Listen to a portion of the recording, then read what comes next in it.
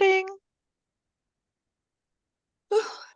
Welcome, everybody, officially to our traditional book club talking about Marie Benedict and Victoria Christopher Murray's book, The Personal Librarian. Was published in 2021, and it's about Bella DaCosta Green, J.P. Morgan's personal librarian. Does anyone else want to start off? I just want to say I loved it. I loved it. I did. And I just want to know, two people wrote it at the same time, like back and forth, right? And they mentioned like at the back of the book, but I would love to know how that can possibly happen. I don't know. Maybe you know, Katie, or other people do. Has anyone But I done love the book. John Grisham does it 5,000 times. He did it with President Clinton. He did it with, people really? do it. I don't know, understand how they do it, although because of COVID, they did it on Zoom. It's a funny thing that this John is what Grisham does it a lot. It's a funny thing that this is what we're starting out with. Yeah, collaborative writing. So I have written collaboratively with other people before, and I actually have really enjoyed it. I don't think there's only one way of approaching it. I will admit that with certain authors, like Patterson is one that comes to mind, is I don't know how collaborative I have questions of whether it's just the name that's being used or whether it's a true collaboration. Jodi Picoult did it recently with Mad Honey. So she co-wrote, so like with, I see similarities with this one, The Personal Librarian, which is focusing on the life of an African-American woman in the early 1900s who passed as white. I can see for sure the benefits of a white writer wanting an African-American perspective as well, to make sure that, because like, how can you possibly really internalize this kind of lived experience, which is what Marie Benedict talked about, and also like even anyone growing up in the world now, living life in the 1900s, but like Victoria had said that like also with her family history and some of the stories with her grandmother who had occasionally passed as white.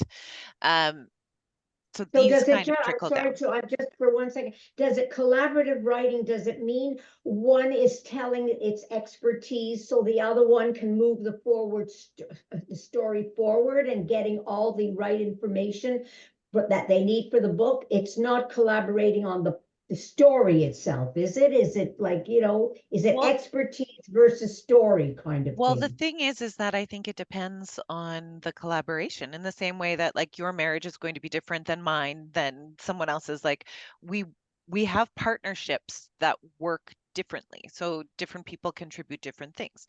When I have written collaboratively before, the way that the most successful one that I did was that we agreed on kind of a general storyline, and then we wrote the story arc, and then we alternated, and then we decided what each chapter would comprise, and then we gave each other, so then like she wrote one chapter, I would write the next. We wrote alternating chapters, and then we would trade chapters and edit each other's thing very heavily. And then we would look at it together and we went over all of it. And then we looked at it again, and like it's a lot of it is so that we had a unified voice kind of in the end. Yes, Terry. Did you define the arc? You said you did, the first thing you did the story arc. I've never heard that before. What is that? Oh, like basically first we planned out how the story would go. So like sort of like, like after you've read a book, if you tell someone what the story is. So like, for example, The Personal Librarian. So we have so the story opens with Bella like as a librarian at Princeton, right? And then she is friends with Junius Morgan, and through her friendship with him, that's how she becomes introduced to J.P. Morgan as he's looking for a librarian for his private collection. And then it's their partnership developing that collection into what it became. And Of all the also highlights of. kind of, yeah, like you kind of hit like the key points. It's sort of it's like if you're on a car trip to Toronto, you're like, and we just kind of plot out the map. It's like, okay, so we're gonna stop in Brockville for gas, and then we're gonna go here, and then we're gonna do this and this, and then how those then the ways of getting there is Thank you. flexible. Sorry, I Roseanne. think she had to, if there had been two white people doing this book, it would never have succeeded. They had to have somebody who was, in her case, luckily she had a grandmother So who the passed, expertise on that had expertise, particular issue. having living it, even though they're still living it today. Unfortunately, they're still living it today. Well, So and she would also never that's have been successful. Marie Benedict. So she had the idea for this story, right? Sorry, I'm just admitting a couple of other people coming in now. So William is coming, and we've got Toby joining as well. Hi, William. Hey, good morning. Can you hear me okay? I can hear you just fine. Okay, I was waiting for a few minutes. I figured maybe I'm going to be disconnected with technology. No, sorry about that, William. It was just that I was just talking. I was running my mouth and didn't notice that Well, more that's people had okay. I come mean, into the room.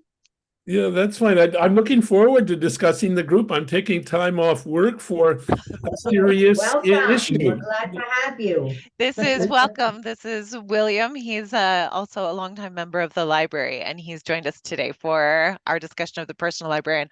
We just started, William, like just obviously a few minutes ago, and we started with Rona had asked a question about like collaborative writing and how we sort of come into like how that may have actualized with Marie Benedict and Victoria Christopher Murray writing the book together. But one of the things, and of course this was in the end pages of the book, if anyone read them, is that Marie Benedict actually had read another one of Victoria's books, and she really liked Victoria's voice. And so she'd had this story, the idea of writing the story of Belle de Costa Green's life for a while, but she understandably didn't want to write it by herself. She wanted to write it with a perspective of an African American voice. And so when Victoria got the information from her publisher that she was being wrote, she didn't look at it. She didn't look at the request for a long time because she was like, historical fiction, I don't do that. I'm contemporary. And it took a while before she actually read. She's like, and this is why reading is important. I liked her little author's note at the back. She's like, this is why reading is very important. She read the description of what it was, the story that wanted to be told. And apparently they were very, very fast friends from both their sides. They said they were both a little bit cautious about the idea of it, though Victoria had written collaboratively before. Marie Benedict hadn't really, and they weren't sure, of course, whether or not they'd get on. So they had, same as with most partnerships and job interviews and things, right? Like initial meetings. And within, I think that they've said like within just a few minutes of their first conversation, they already felt an affinity with each other. May I just interject? Marie Benedict, I believe, I saw her interviewed for the Jewish Public Library years ago, and she wrote a book again with. I don't know what's happening. And there were, I think, 5 of them, and they all wrote a different chapter. Marie Antoinette. I mean, but it wasn't as though they meshed. That I don't know how they got it to work. Do you know which book I'm talking about? I don't. That's the books of hers that I'm most familiar with. So it's funny too that I'm digressing. William, you're new here, so that I'll just, but you're not new to me, so you will not be surprised to learn that I digress a lot. But I was going to start with saying it's interesting that we're talking about this book today, even though I know that I am the one who chose it. But this kind of group originated with the Cote-Saint-Luc Women's Club. And my relationship with the Cote-Saint-Luc Women's Club had originated from a book review that I did on 3 Marie Benedict books. So I have previously talked about her books, The Other Einstein, The Only Woman in the Room, and Carnegie's Maid. And now I get to look in depth at this one. Now, but I'm not sure about that one. I think that book might have been more of like each, Carol, correct me if I'm wrong, was I don't remember. I just I feel like remember. each different section, it was like it was written in sections, and the different sections kind of came together, but they weren't all written like from the same perspective. No? I'd have to look into it because I don't remember. I just know that she said that there were a bunch of them and they all took a certain character from an era. And I do Okay. remember Marie Antoinette, but it's a long time ago. So, hey, I Okay. don't remember what I had for breakfast. So, you know, some of these Well, things are a little bit foggy. Yeah. Okay. Sorry. I will see if I can cheat really quickly. And see. Talk amongst yourselves while I cheat. What were we along the lines of before? Along, I'll have a look. Collaborative I'll writing. follow. How about this? I'll look into it after our meeting, and then and I'll follow up with it by email. Sounds good. So I have Sorry? a question. Yeah, my question is, why was this book written now? I mean, I mean, it's a historical. I mean, is it a fiction or is it a reality? It's fiction. It's historical fiction, so it's based on certain factual events. So this is, again, so Marie Benedict's real name is Heather Terrell. And when she writes under the name Marie Benedict, like all of her Marie Benedict books are biographical fiction. So she's written books from the perspective of Einstein's first wife, Mitza. She's written from the perspective of Hedy Lamarr, that's the only woman in the room, from Winston Churchill's wife, that's Lady Clementine. From her most recent one is from the perspective of Rosalind Franklin, one of the unsung heroes in the discovery. Well, she's more sung now, but unsung at the time in the discovery of the structure of DNA. All the lauds and applause went to Wallace and Crick, I think. So one of the ways that it has been described is that the way that she approaches biographical fiction is that using the known facts as the pillars, and then there are the spaces between the pillars, right? And the spaces between the pillars are the imagined ways that things progress. So for example, with the Personal Librarian, Bella DaCosta Green burned all of her correspondence. There was nothing on her side. But there was, for example, the letters that she wrote to Bernard, what's his last name? Bernard Berenson. He had those. So there's a record of those letters, but not his part of the correspondence. There are there are certain factual sort of like ways that the history has been played with, which again is mentioned in the endnotes. So some like historical events or social events say that they took place at this time, and it's like, oh, it actually took place a few years before, a few years after, but it worked better for the storyline that they wrote.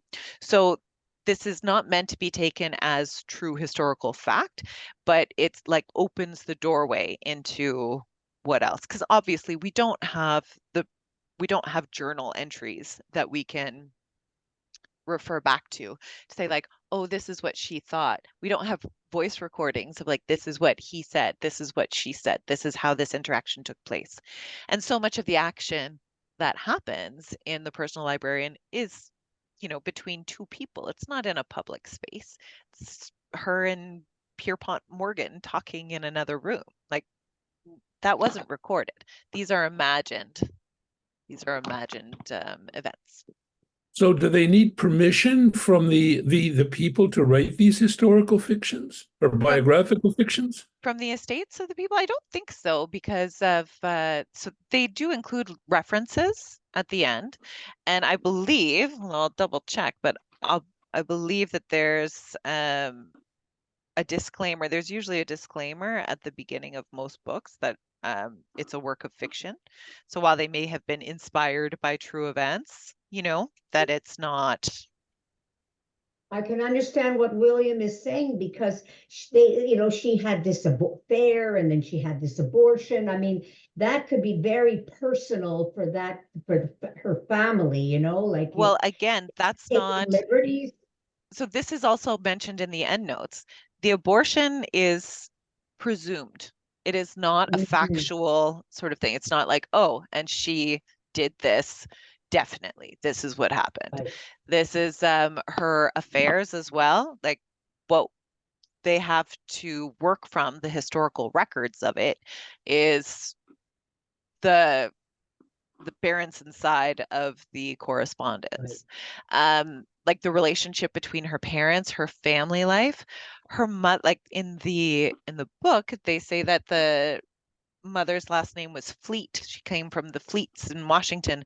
But then something else that I read said that after Richard Greener, Bella's father, left, then the mother Genevieve reverted to her maiden name, which was Van Vliet, which is very, very close, to emphasize her Dutch heritage.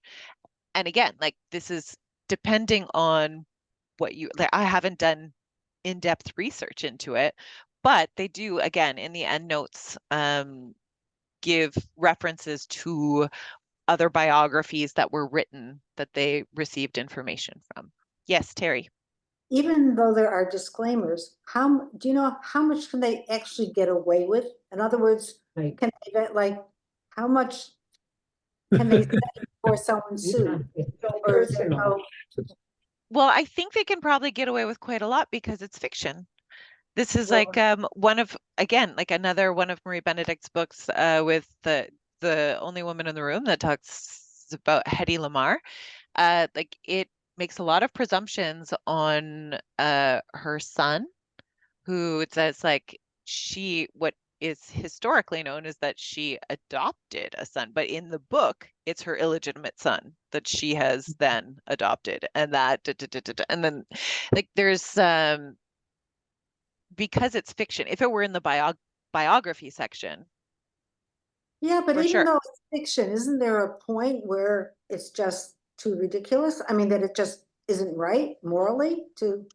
Well, the thing is that again, it's fiction, it's imagined. So this is Yeah, but not like I understand what you're saying, but Yeah, 'cause like it's people this aren't fiction. That's in the why. same way that if I took issue with the way that someone wrote my mother, I mean, especially when it was events that had no one was there, no one witnessed, no one said, and but it's fiction. That is the kind of the overall, like the coverall so protector. they can get away with whatever. Okay. I would think so. Yeah. How come they didn't have a picture of her anywhere? I was surprised.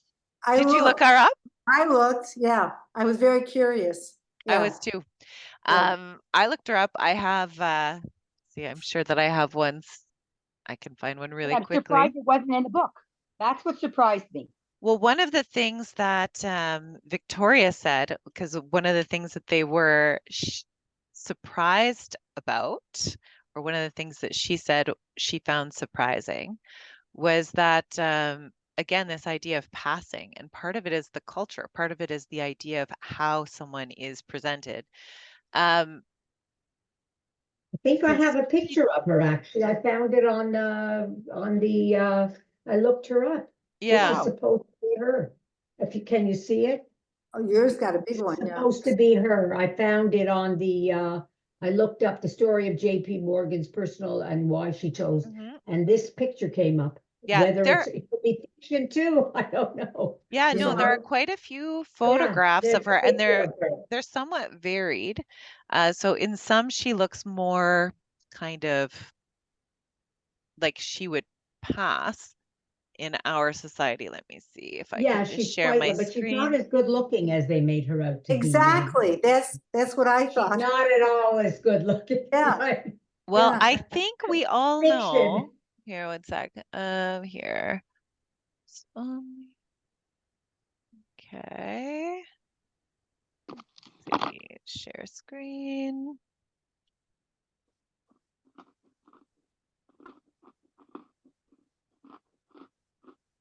Why can't I? All right. Apparently, I'm having technical difficulties today. There's a variety of pictures, but one of the things that has been mentioned is that again, the perspective of colored people at this time was that they were uneducated and so would not have. So part of it was like her expertise also allowed her to pass beyond her white skin.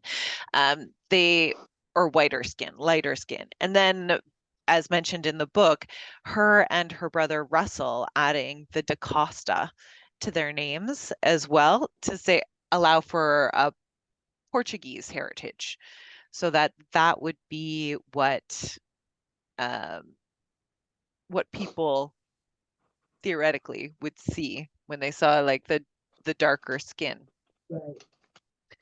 I'm just surprised that she didn't put a picture into the book out of respect for the woman. I was surprised too, but then the other thing is like one of the questions is which picture to include. I wanted to find the picture that's described at the end. Right. The one that was taken for In the front of the news door. article and had the Painting. the painting, exactly, the painting and the desk next to, but I didn't find it.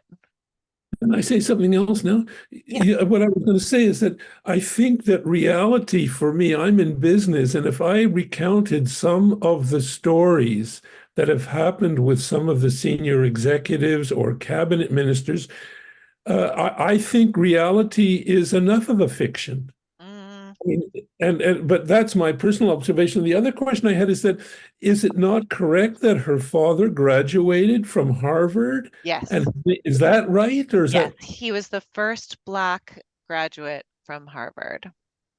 And the other question is, irrespective of how she looks, she seemed to be quite an intelligent and capable woman. Or is that wrong too? No, very. Absolutely. That was definitely very, very right. I mean, like, even if she had been white, the idea of a woman Women. making as much money as she was making, having as much autonomy as she had and independence at that time is just nuts Well, the only thing I could say is that, or unusual. Unusual. in my world, when a woman is in politics or even as a senior executive, there seems to be a freedom to comment on her appearance, her dress, the way she wears her hair. But if a man is in politics, there seems to be still a double standard for how men are measured and what feels to be appropriate commentary, and women, I mean, and what feels appropriate. So I don't know how much has really changed in our society. This is, I mean, Welcome to the like world, William. it doesn't Welcome seem But to that the way, world. William. It is that way. Welcome I'm to sorry, I the couldn't hear what everybody said. What? Welcome to the world. It's reality, right, Katie? And all Yeah. the other women? There's a great story of this is this is Hollywood wise too, but it's Scarlett Johansson and Chris Evans were being interviewed for like for promotional things for the Avengers movie, and they would ask him questions about his character and they would ask her questions, how did you fit in your costume? And then and every single one of her questions was to do with her body and the tightness of her costume. Sure. Now, again, all the men in that movie are also wearing skin tight costumes. It's like, so Chris, so then they turned it around. It's like, Chris, how did you prepare to fit into that skin tight costume? And again, you're all right. those women, I'll just say, well, all those women have had plastic surgery. They don't even look like themselves. But the this is men look beside the like point. themselves. That's actually underlining the point, Rona. Like, who cares? Why is that what we're focusing on, is what these people look like instead of what they're doing?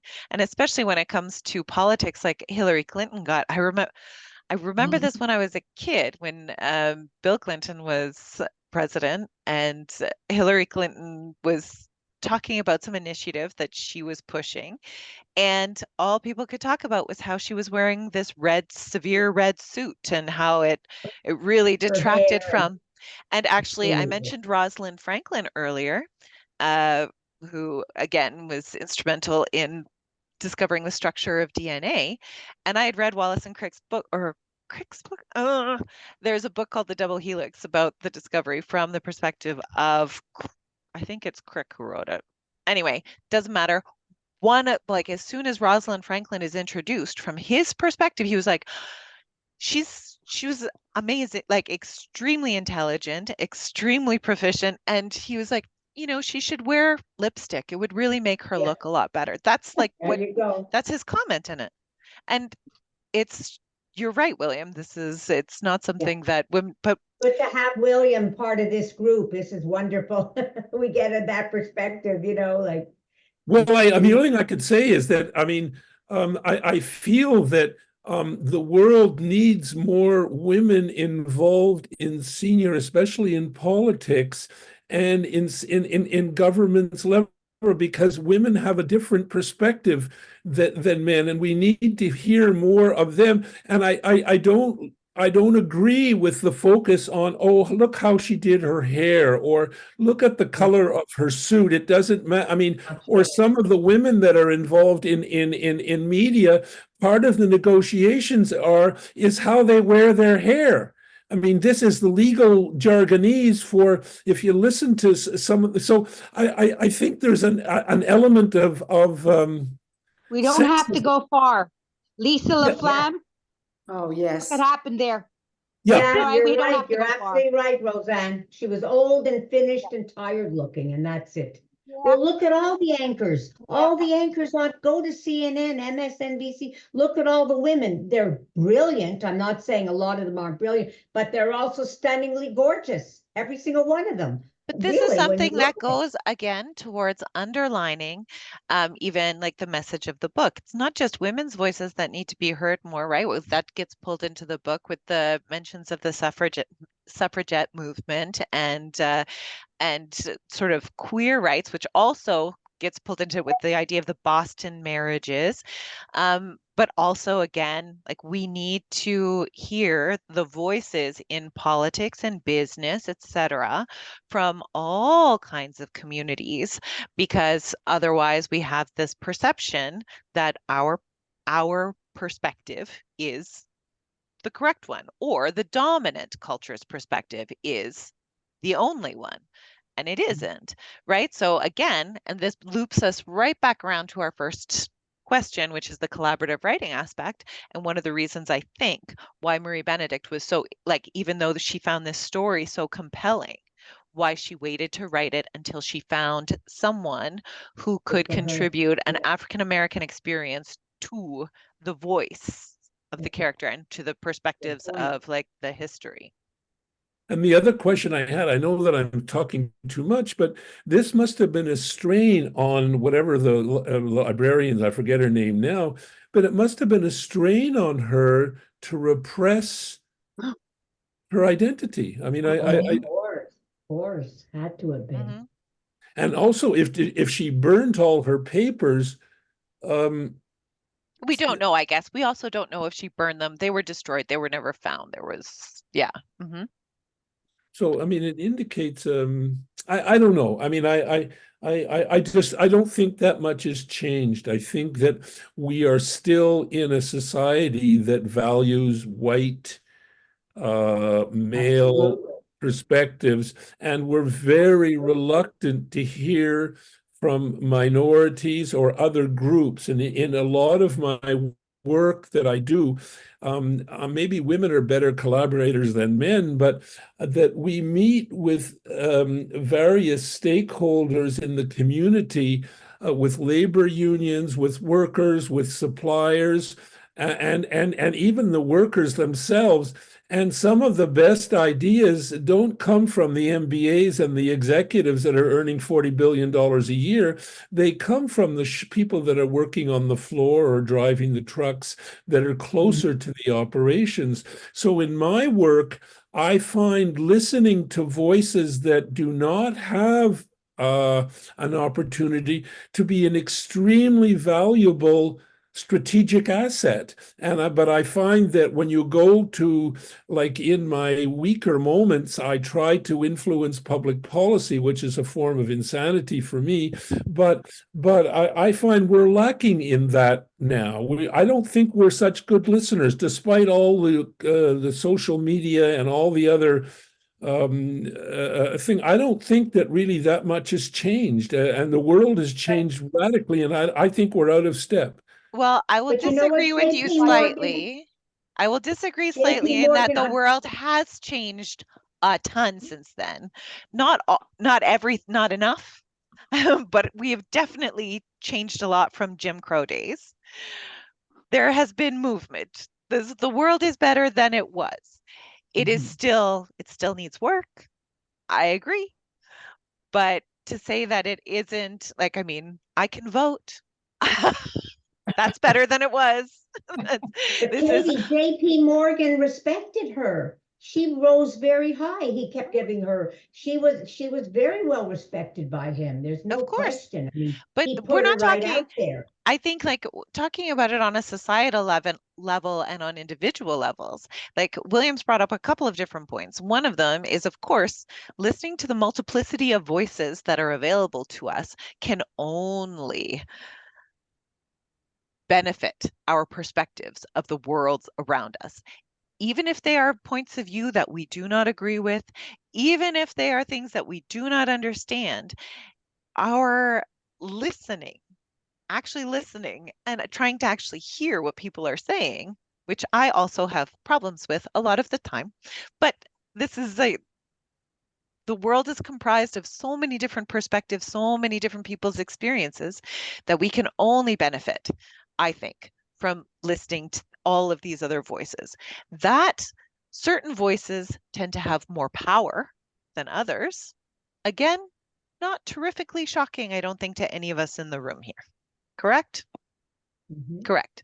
And the other thing is that while on individual levels, yes, there may be respect. Like I have known people who will say like, oh, but, or wait, I have a question actually for all the women here in particular, William.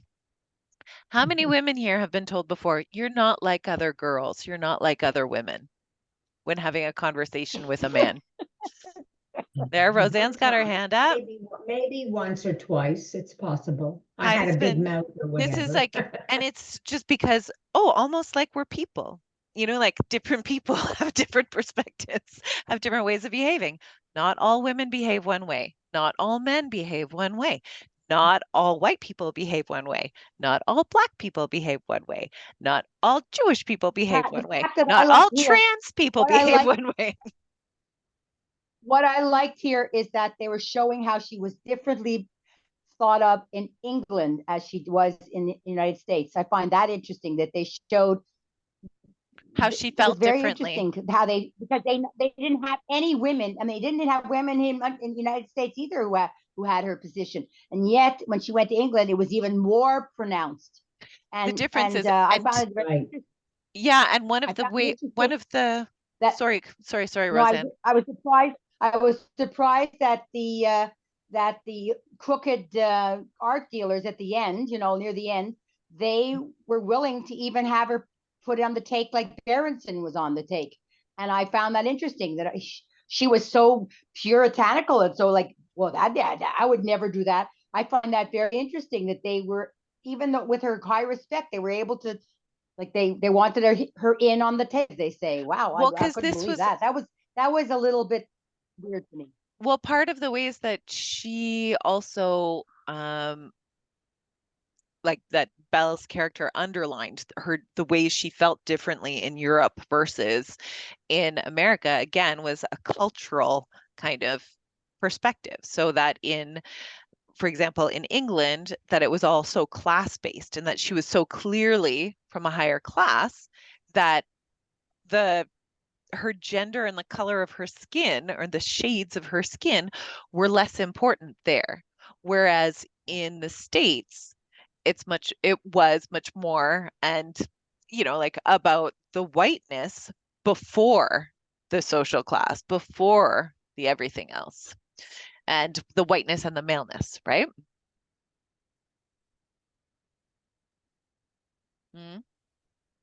But it confuses me, Katie. It Yeah, confuses I me. just Like felt bad when you read that the story, was it what was true and what wasn't? Like Exactly. I don't know if anybody else felt that Yes, way. Like, oh, and yes. I said, well, I wonder if this really happened, or Yep. like that's confusing. Did you feel that way, that's Terry, always like too? that. Absolutely.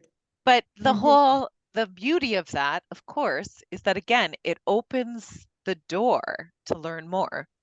Like any book of fiction that you read, you should not be taking everything as true events, Face all of the value. things. Oh, that really happened. Oh, that really happened. It's fiction. That's why it's said fiction. Even biographies. These things are not, we've talked about this before as well. It's like there is no, I probably get in trouble with the philosophers in the room, but there's no absolute truth. It's your perspective, and it's also your memories of what happened, of how something happened.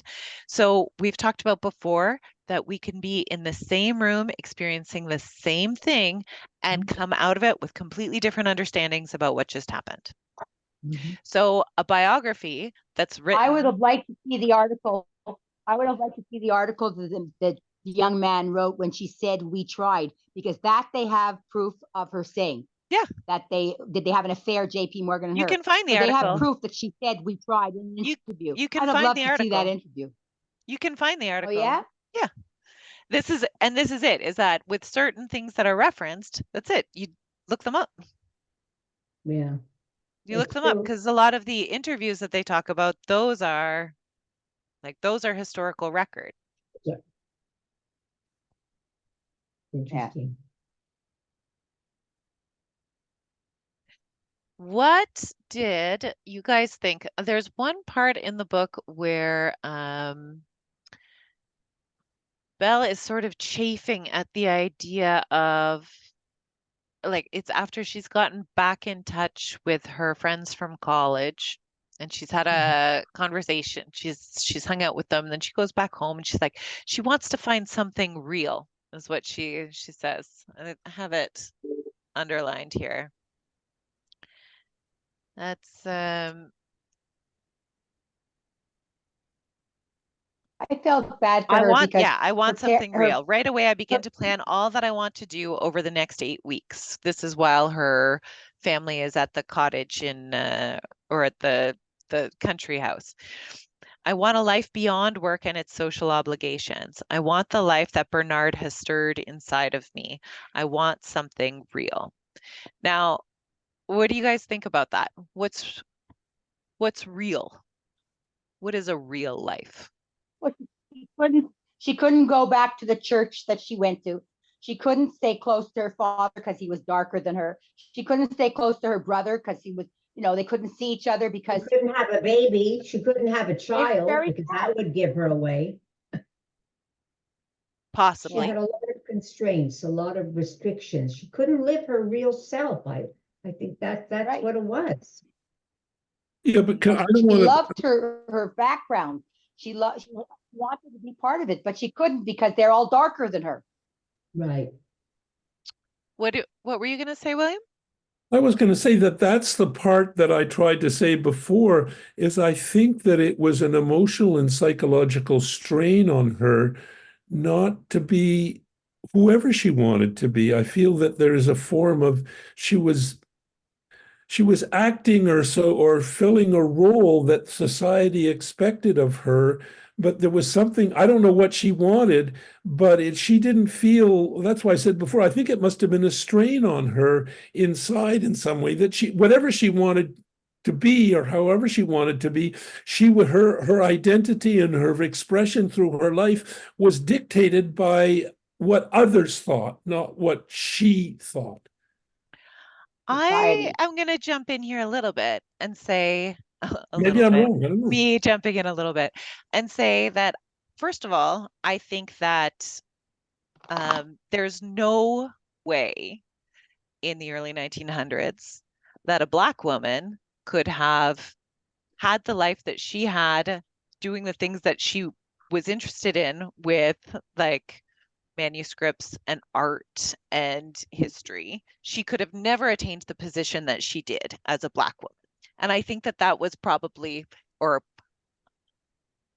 in terms of what one wants and who one is and what is real, in a way, and this is what I feel like was trying to be conveyed with Genevieve's choice to say that they were white, right? When she changes this on the census in this story, she wants to give her children the freedom to live as they would like to live, in that the freedom to hold whatever jobs that they would like to hold within, of course, the realms of gender, right? The teachers on the one side, the engineers on the other, but they are allowed to live where they want to live. They do not have to ride in the Black carriages. They do not have to walk through, like when they go back to Washington and they exit through the Black carriage, right? And then they're walking through the garbage and the broken bottles. And the youngest child, Teddy, is like, why do we have to go through this? Why do we have to walk through here? And it's like, because you don't have a choice. Because that was the life then. You did not have a choice. I'd go another step, just more broadly, in that like everyone has to operate somehow within the structures and restrictions that society places on them. So even, and like I would extend this to men as well as women, as that like you can't just like scream if you want to scream. You can't just like it's only fairly relatively recently that, you know, men who decide that they want to be nurses are permitted to be nurses. Do you know what I mean? Like it's not permitted, but like that it becomes like a social thing, less socially acceptable, because there are, oh, that's a man thing, that's a woman thing. Or It's not true. I'm a teacher. I tell you, today, if I stood in front of 30 kids and said, how many people here want to be a nurse? Not one kid boy will put up their hand. And it's so sad. Bus drivers, sometimes you'll get again, girls put up their hand. These are again the structures of society and how we live and how we choose to like, this is, expectations are put on everyone in our society. And yes, I agree that the nooses are a little bit tighter for some than for others, but they're there for everybody. To say that anyone can live how they want to live, I would be doubtful about that. You Terry? know what also got to me is the Civil Rights Act of 1875 was overturned by the Supreme Court. I learned that. And overturned, and what came to mind? Roe versus Wade. You know, it's like all those years ago, like what has changed? Like I said, oh my God, because I didn't realize that. Yeah. I didn't realize that it was overturned by the Supreme Court. Yeah. Well, that's why the father left. Because they had tasted freedom. That's what I realized. Shoot. And then they took it away. Like that's exactly what the Supreme Court did last year. I mean, it's like, you know, it's like things never change. The more things change, the more they stay the same. Isn't that the saying? Yeah. We'll come back to this in a minute. Terry, sorry, you wanted to say something? I'm going back to what you had asked us before about how she was saying she wanted her real life and to live. She was living her real life. Her real life, I mean, that was her life now. She's chosen that. And she wasn't appreciating all the wonderful things she got and had from her real life because she kept on looking at what she didn't have instead of what she was having. I feel like there was a kind of duality there. Like, I do think that she was appreciative of like the freedom that she had, for sure.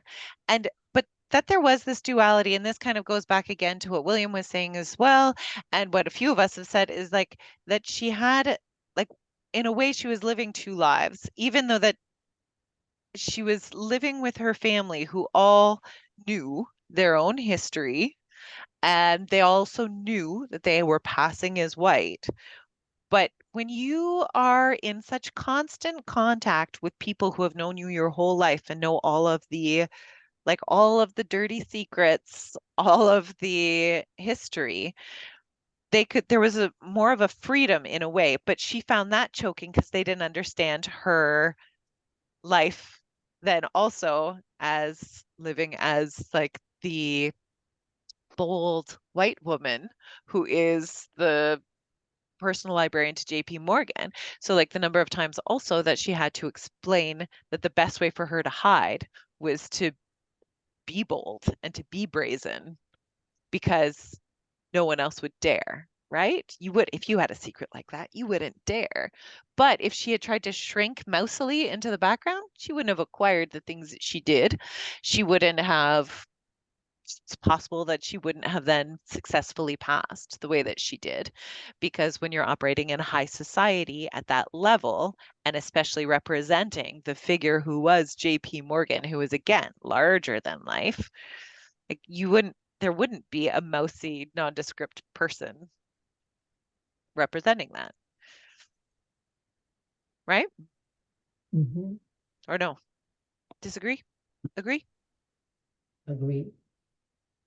She liked that. I mean, she may have been wishing she could be something, go back and her roots and all this, but she was living a pretty damn good life. I mean, she was very happy with that life, so. I found it very interesting that when she was face to face with some of the help that she went to these fancy parties, that they knew. And I find that interesting that it never I mean, among the Black community, they must have known. And I find that interesting that they must have known because she said they gave her the looks, they knew. Not everyone. Twice. Not right? Twice. Well, it doesn't matter. I'm just saying twice that she mentioned Yeah. it. I don't know if I believe that, Rosa. I don't know if I think that, I don't think, how would they know? Like, I don't think so. Well, I think we that's saw her part of the picture, right? fiction. We look at that picture. Black. We Definitely look at that black. picture and we think like, how could they not have known? I don't know. It's interesting. When I was young, up to till university, if not more, I lived in the States. People would often, when I moved to New York City area, they often thought I was either Black or Puerto Rican. Or Spanish. Very few people thought I was white. Many people didn't think I was white. It's very interesting because I had dark hair. I was very olive complex, very dark, and I had a wide nose. So, it's just interesting, but it didn't change who I was at all. My behavior, but it was just interesting. It is the ways that people see us. Yeah. Do you not find it interesting that she went to this party and she took a drink, was served by a Black waiter? And because she said thank you, did I understand correctly that because she said thank you, he looked at her and said, "Oh, she's Black"?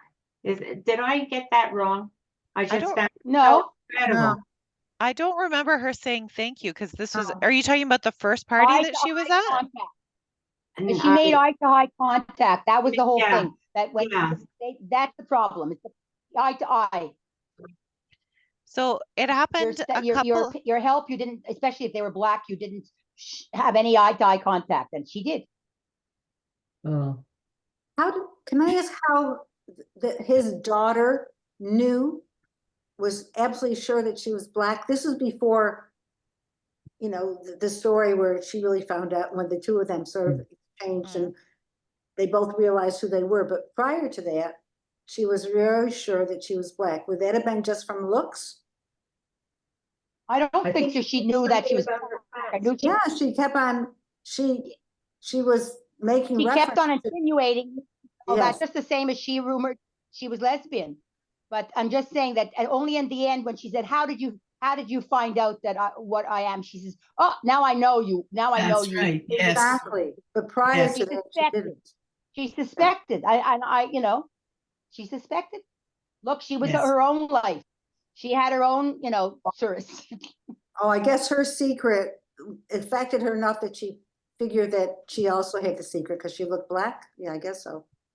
Probably. She was more sensitive to people's, Yeah. And also I think she was jealous of her father's, the fact that she spent so much time Oh, with her yes. father. Absolutely. And I so did thought they the have an affection- affair? Do you think? I don't know what J.P. Morgan looked like.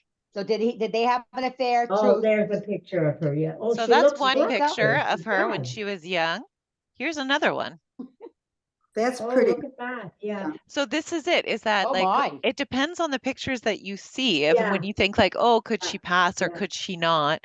I think a lot of it in the same way is that someone else was saying, like with the how she's referenced as being so beautiful, and then like, oh, well, I don't know how beautiful I thought it's like Yeah. beauty is in confidence. I think we all know that from just true life. Like people become compelling to us in some way or another. And as to what JP Morgan looked like, he was not, I didn't find him terrifically handsome. The way that they describe him in the book, as well as with this like big barrel-chested man with a bulbous nose, and that's kind of what I saw in the pictures of him that I saw. But it was, I think, her attraction, again, her character in this fictional book's attraction to JP Morgan, and the way that her attraction to Berenson is described as well. It's less to do with their physical appearances and more to do with who they are and these like what's the word I'm looking for? Like these resonating sort of interests and feelings between them, these shared passions Passions, yeah. that then gets transmitted. And I think again, too, with Anne, like that's definitely something that was threatening to her when it came to Belle.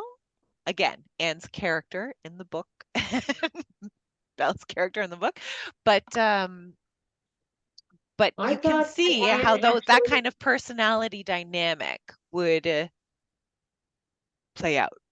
that Anne actually, not so much what she looked like, I thought she actually had some information she got about her father, or I was led to believe that she sort of like delved into her life and her family. I think she knew more than just from what her look. It That's what seemed I like it got. was How a do you lot know of about her rumors. father? What was that, Roseanne? They didn't have the same name. How would you know about the father? She I didn't. think, like, maybe she knew something about the background. Her father was the first Black man to graduate from Harvard. I, Didn't I have a mean, father, but I got the didn't have the impression same that name. That's hey, I I think got the, I think that I mean Anne's was more on conjecture, and in the same way too that the oh, way that a lot of this is, I think it was all from kind of the color of her skin and perhaps like certain elements of her features, that then there would be rumors that went around. And it seems like from this book, from this story, a lot of the rumors, like I oftentimes think when I hear rumors about someone, I think they're completely unfounded. That's my default. I'm just like, bah, this is just people talking for talking's sake. But in this book, all of the rumors seem to be true. So, like, there's a rumor about the Boston marriage. There's a rumor about her tropical roots. There's a rumor about Berenson's philandering. There's a rumor about JP Morgan's philandering. Like, and all of these are rooted in truth in the book. I found Berenson's wife. If I never read a book that had a wife like that, and all the even within mistresses, I've never met. No, really, it to me it open was sick. marriage. I mean, there's many wives who tolerate. I know that. I mean, I'm sure, Trump's one, Mrs. Trump, or who knows what he's not looking at, except that the way they portrayed, with the authors portrayed her, I found was too much. But it wasn't just him.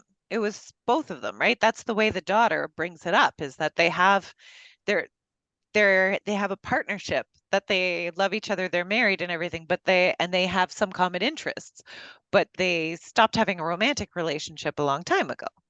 It's like a lot of the things, a lot of the more modern Yeah, I understand that. things Yeah, that are With brought up in the book. open marriages, Yeah, that still but goes on today. but a lot of the more modern things that are brought up in the book are really mentioned as just kind of asides and not. I agree that it was a little bit shocking because I was like, oh, and now we've got open marriages in here too. We've got like so far we've got queerness, we've got people passing, we've got yes. the but like the philandering, that's just sort of a thing, right? That was also like that's normal Philandering is still for someone. something. It's Philandering is normal one for a thing. husband to cheat on his wife with various mistresses and stay married and for the wife to not know about it. But it is abnormal and like abhorrent or a bit like for a couple to not have romantic relationships with each other but for them to have relationships with a bunch of other people, but they live in Europe, so we can sort of dismiss Exactly. That's what I just was going to say. You know, you go to Vienna and it happens all the time. I mean, I remember once when I was younger and more innocent, my mother took me to a coffee place at Loon, and there were all these elderly men with younger women. And I said, gee, there must be a father-daughter reunion. And my mother looked at me and she said, are you kidding? Those are all the mistresses. I mean, you go to France, you go to Austria, you go to Germany, it happens all the time. That's right. It's only Exactly, not except there. that When I came, I was amazed how when a guy had an affair somewhere, the woman immediately wanted a divorce. I thought, well, that's kind of odd. She would be much better at home with it's him. it's again, you it's know? these ideas of what's normal is different. And one of the Exactly. things in the book that I found odd and interesting was how very modern ideas of what are like, I'd say even just kind of borderline accepted as normal now in society in the 1900s were like normal in Greenwich Village in the early 1900s. right. Right? It's That's just right. different. Mhm. I mean, you look at, I just saw the program about the bedchambers of the kings in, Oh, right. in How did England. you like that? Wasn't that hysterical? Well, you know, those bedchambers, Those they beds, sort of, but that was a fabulous program. you know, that's the way it is. Go ahead, William. Yes, I want to say I'm enjoying the discussion very much, but I have an obscure duty to go back to work at 11:30. So I wanted to say that maybe one of the books we could look at is by Gabor Mate, the Myth of Normalcy. Ah, that would be a tough. I would enjoy talking about. Maybe we could talk about it at one of the Read What You Wants, because I don't have enough copies of the Myth of Normalcy or any of the Gabor Mate books. I don't think I don't have enough books to lend out to everyone at once to be able to all of us read it at once. Well, maybe just whatever the other people are interested in. The other comment I could say is that another form of beauty is whether the person is fulfilling their mission in the world. And rather than looking at their physical attributes, or is what are they doing and how do they present themselves in the world, and are they fulfilling their mission? Like why are we here?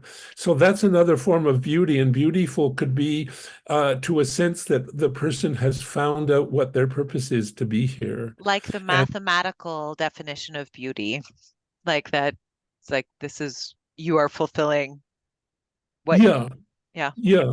Anyway, I enjoyed speaking with the other ladies, and maybe I can come again, but I have to go back to work. But I don't know how to sign off from this thing. But anyway, have a nice day. Do you want me to Wait, just before- kick you out, William?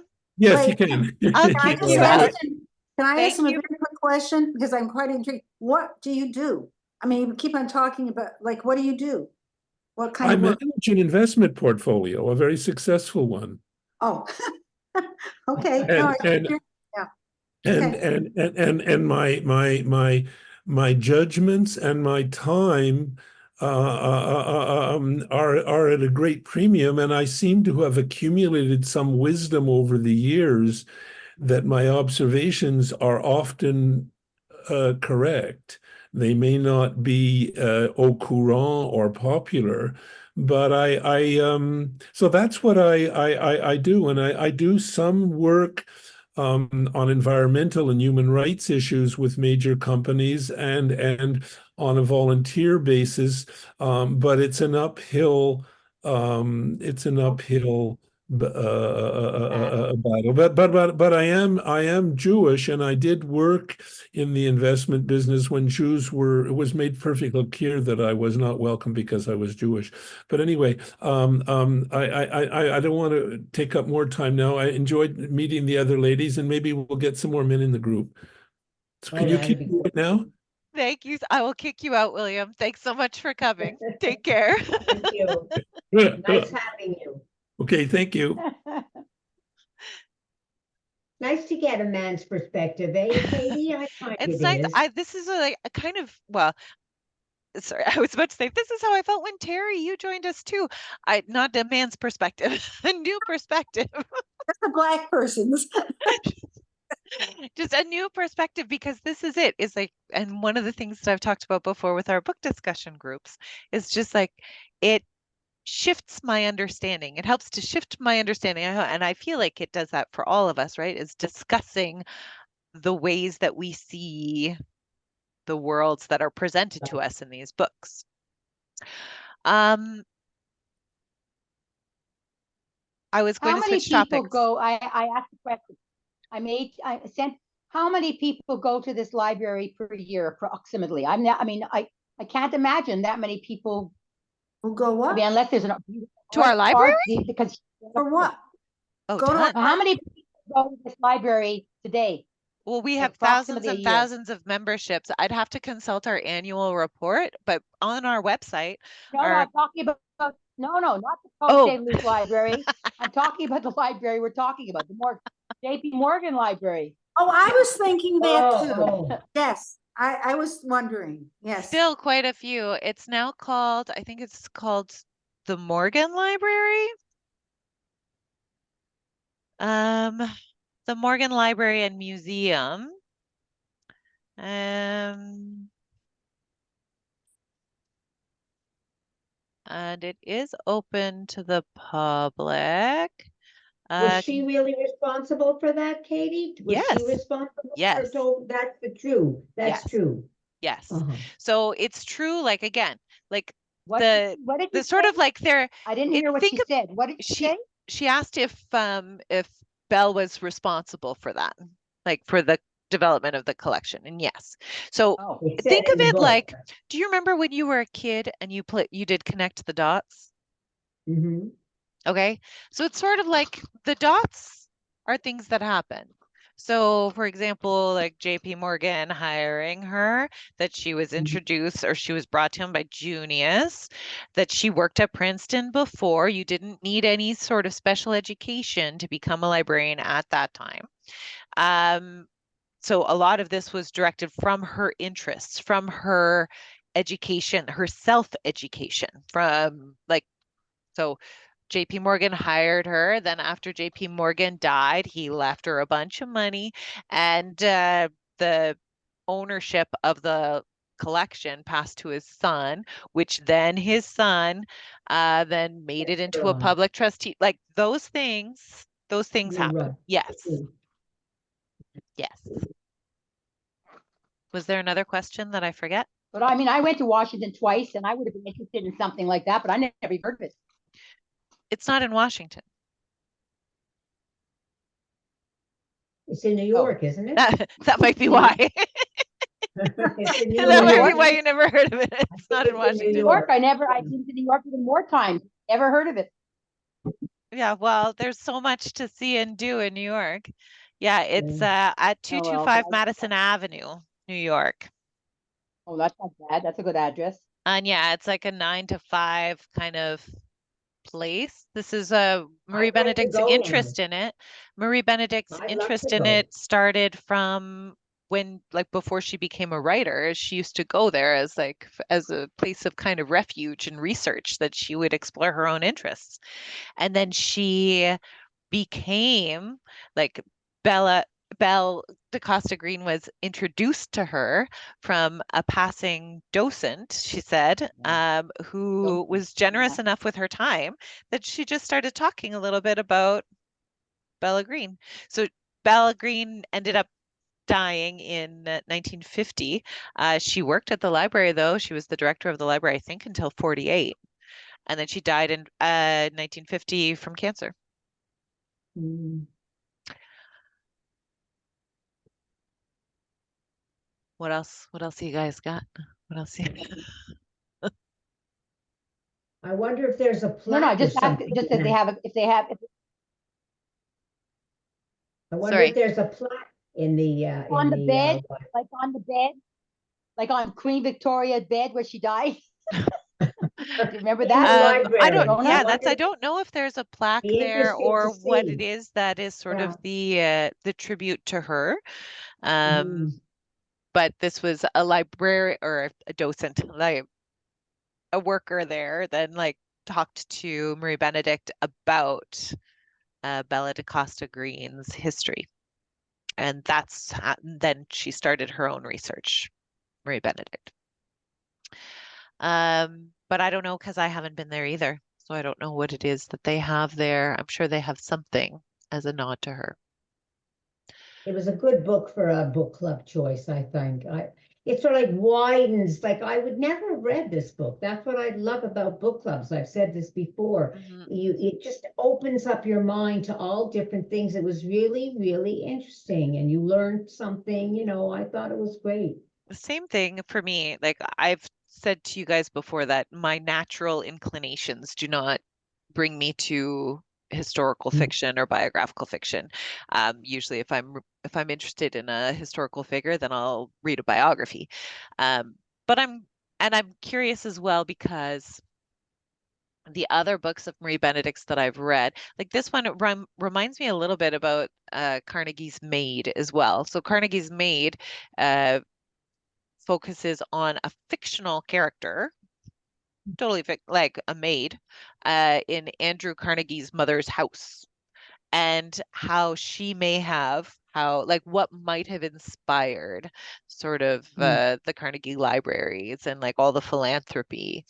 And it's in like, for that one, it had the least, I think, historical structure of the other books that I read. When I read The Only Woman in the Room, I really liked the story, but then I found the research that I did afterwards, which was not exhaustive by any stretch of the imagination, but really illuminated all of the fictional elements of the imagined parts, and it made me feel sort of like I felt echoes of this in the conversation at the beginning of our conversation today. Just kind of like, well, then why am I reading it if this is all made up? But it is fiction, right? It's biographical fiction. I find, Sorry? no, I just find it frustrating because you don't know. Yes, I love the book and I enjoy it, but Yeah, you I agree with you. I walk find that a away. little bit. But think know of a it as few things, but think of not- it as it's an unreliable narration. So this I is know. and this is what it It's is that hard, it's I then agree. like looking into, and we can never know. We can never ever know what someone was thinking in X Even situation. biography, you never know. Exactly. Because again, even Unless in a they're memoir. diaries and they I agree. exactly. Because so even in a memoir, like if I were to write the memoir of my life, like my autobiography, chances are there'd be a lot of lies in there, and not even intentional ones. There might be some intentional ones just to make myself look good, but also there probably would be a lot of lies in it anyway that I don't realize because it's just how I remembered it. Yeah, but I still think it's different. Of course it is. It's fiction. Exactly. And it happened more than 100 years ago. But it's interesting too, because And I like it's reading historical fiction. I don't like reading biographies because I find that to me a biography is really a bunch of lies. See, you know, or or somebody's version. And I whereas agree historical with fiction, you, Roseanne. I don't like biographies either. I don't believe a lot of it. I agree with you. I'm always skeptical when I'm exactly, not interested. exactly. but Whereas there's historical also fiction, I like it. Some of it's yeah, it's biographical fiction. The way that I choose to look at the problematic aspects, or the way that I choose to be able to appreciate, Terry, the problematic aspects of the biographical fiction, is that I see that this is popularizing certain figures that I may not have known anything I about agree. before. So, for exactly. example, I'm a librarian. It seems like this is something that I should be interested in, that I might have come across my sphere of knowledge before this book came out. Never had. Um, that you know, Hedy Lamar's roots Oh wow. from before she became Hedy Lamar. I didn't know anything about that. And while some is true and some is not, then again, it opens up the world. Like Rosalind Franklin, this novel, her most recent, Marie Benedict's most recent novel, I did know about before, but that's because of some stuff that I studied in school about unsung women in science and their contributions to scientific developments. And it was only because I was fortunate enough and lucky enough to have fallen into this class that I was at university for. Not everyone goes to university. Not Well, everyone knows about, like, look at this. I don't know. I don't know the name. I can't remember her name, but this famous scientist who's responsible for the COVID vaccine. What she was on, she was trying to get this her idea of this science, of this breakthrough, for years and years and years, but she was a woman, and so they totally ignored her. And meanwhile, I don't remember what her name is, but she now is she's so famous. I don't still, but she's the reason we're all alive, more or less. Really? Yeah, she was totally. She had this new idea of this the breakdown of the atom, whatever the molecules in this. Right. That's how they made the vaccine, with her, not her technology. But Kizzy they were Corbett? desperate. They just, Would you recognize the name if I told you? I don't know Kizzy what her name was. Corbett? Nope, Kizmikia Shanta Corbett, an I have no American idea. viral immunobiologist, assistant professor of immunobiology and infectious diseases at Harvard. Yeah, No? Yeah? but she won. Now she's got all these prizes, but they totally ignored her. Well, It's all COVID. mhm. She's the reason why we have this vaccine. It's a completely different concept, but they were desperate. I don't know anything about it. But you see, we still don't know her. Maybe someone will write a historical fiction, a biographical fiction book about her, and we'll learn more about her. Bunch of lies, and then we'll figure out the stuff. Right, but I'm saying we all know about Jonas Salk. We know Research. about some of the men. You know, I don't know. I don't know anything about I any of the find it interesting that scientists we who know worked about. on the COVID vaccine. Now I know a little bit about Kizzy. Yeah. Here's I'm Kidney? gonna switch gears now, everybody, because we have 15 minutes left. Now, normally we alternate between traditional book clubs and read what you want. I happen to have gotten lucky enough to have gotten the book club kit for Remarkably Bright Creatures. I know a few of you have read it already, but it's a good book. It's a more current book. We can either do another traditional book club next month for Remarkably Bright Creatures, or we can stick with Read What You Want. I am going to allow you Oh no, I'll take the decide book. by votes. Refresh my memory on that book. Just That's refresh my memory. alternating chapters between an octopus and a woman. Right, and in the right. He's in the. I read that book. Yeah, Yeah. he's in a tank. He's in a. Terry's big got a tank. look on her face. Yeah, I'm Yeah. trying to remember if I read. I read it, but I read it like 2 years ago. And honestly, a lot of the books that we read, I read at least twice. So I have no problems rereading it. But do we want Read What You Want? Do we want traditional? So we're voting? Additional, Okay, so Show of I'm ready. hands. Show of hands. Who wants traditional book club with remarkably bright creatures for next month? That's What do you Well, mean tradition? Now, Oh, what are yeah, we, we're gonna read it and where we talk all about read it. the same book what, and talk about I it. read it already, that's why. okay, 1, 2, 3. There it's, well, I don't count. So 3. And who wants read what you want? 1, 2. Heidi, you're abstaining? well, I just had my hand up, but I really don't care. Just give me Oh. the name now, because I find it takes, because of all medical appointments and stuff, I need a lot longer time to read stuff because my eyes aren't very good. So what's this book you're talking about? I didn't understand. I'm going to stop the recording and we're going to continue talking. So thank you why don't we everyone get it else who over? joined us, possibly. I'm just going to stop the recording.